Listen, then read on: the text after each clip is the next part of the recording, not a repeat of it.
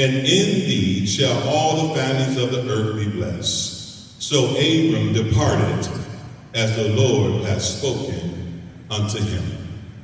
You see, Abram was the father of many nations. As a matter of fact, even today, just about every religious specter originate from Abraham. Amen? And God says that he shall be blessed. But the requirement for him to be blessed is that he had to leave everything behind. Now, even some of us, we're at the brink of God doing something new in our lives, but God cannot have us to walk into his fullness until we are able to walk away from some things. There's some things you're going to have to give up. There's some things that you're going to have to let go. There's some decisions that you have to make differently. Turn me down a little bit. Make differently, because God is looking for you to receive his fullness. And so Abram was a good example that God told him to leave everything. Don't take nothing with you.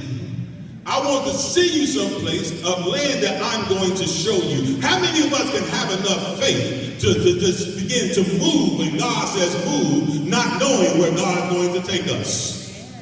Listen, I know some of y'all got that type A personality. You're going to be like, okay, Lord, I heard you, but what about this? What about that? Did you think about this? Did you think about that? Now, I know you ain't going to have me out there like that, God. Listen, I'm going to wait right here till you show me what you want me to do. But sometimes God requires us to have that crazy faith to follow God if you don't have any way to know how you're going to make it. That is when God requires your faith to begin to move.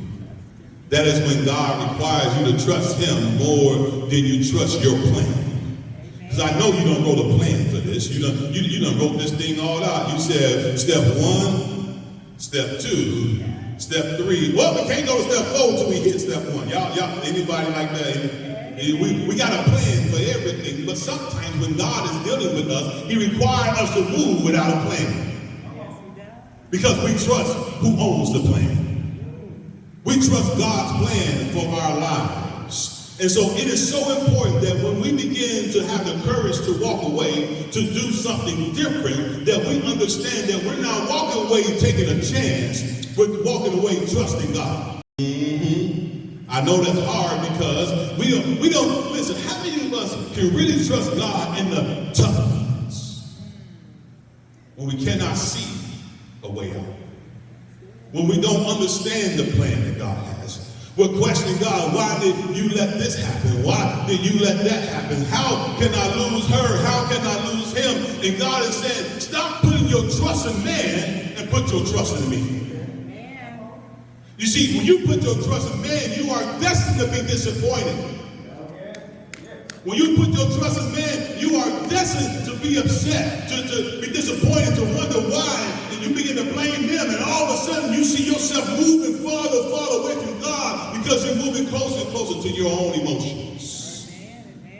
God requires us to trust him when we don't have the answers, because we know that he is the answer. God requires us to lean on him when we feel like we ain't got no strength, because God becomes our strength.